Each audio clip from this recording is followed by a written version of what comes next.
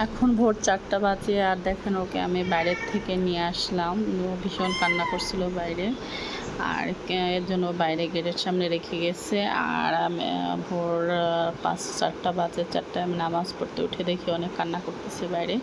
পরে ভাবলাম আচ্ছা আমি একটু নিচে গিয়ে দেখি মানে কী সমস্যা। পরে গিয়ে দেখলাম যে ও নিচে চিল্লাইতেছে, আশেপাশে আসলে ওর মা নেই। যাই হোক, পরে আমি ওকে বাসায় নিয়ে আসলাম। বাসায় এনে দেখলাম চোখ মুখটা একটু নোংরা অবস্থায় আছে। পরে একটু ক্লিন করে দিলাম টিস্যু ভিজিয়ে। যাই হোক, ওর শরীরে একটু ময়লাও আছে, আমি পরে গোসল করাই দিব দিনের বেলা। তারপরে ওকে আমি একটু ফ্রিজ থেকে মাছ বের করলাম আর এটা চুলায় বসিয়ে দিলাম সিদ্ধ করার জন্য। আর এদিকে ও আমার মেয়ের সাথে খেলা করতেছে।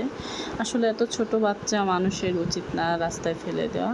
যাই হোক, আমি মাছটা সিদ্ধ দিয়ে ওকে খেতে দিয়েছিলাম আর সে অনেক ক্ষুধার্ত ছিল। যাই হোক, সে মাছটা পেয়ে একদম মহা খুশি। আর আমি একটু কাঁটাগুলো বেছে দিলাম, যেহেতু ছোটো বাচ্চা, দেখা গেলো একটা কাঁটা গলায় বিঁধে গেলে আবার বমি করবে। পরে সে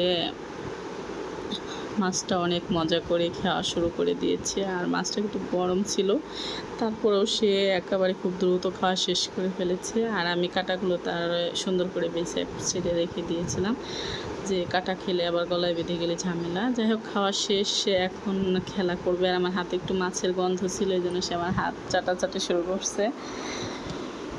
তাকে খাওয়ানোর পরে সে এখন সুন্দর আমার কোলের মধ্যে সে সুন্দর বসে পড়লো। আর আমি একটা জুতার বাক্সের মধ্যে একটা কাপড়ের টুকরা দিয়ে দিলাম তাকে একটু ঘুম পাড়ানোর জন্য, কিন্তু সে ঘুমাবে না, সে খেলাবে। যাই হোক, সে একটু খেলাধুলা করতেছে।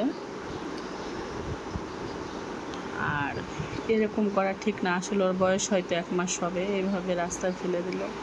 ভালো লাগলে পেজটা একটু লাইক দিয়ে সাথে থাকবেন। আর আমার ইউটিউব চ্যানেল থেকে দেখলে অবশ্যই আমার চ্যানেলটি সাবস্ক্রাইব করে দিবেন। ভালো থাকবেন সবাই, আল্লাহ হাফেজ।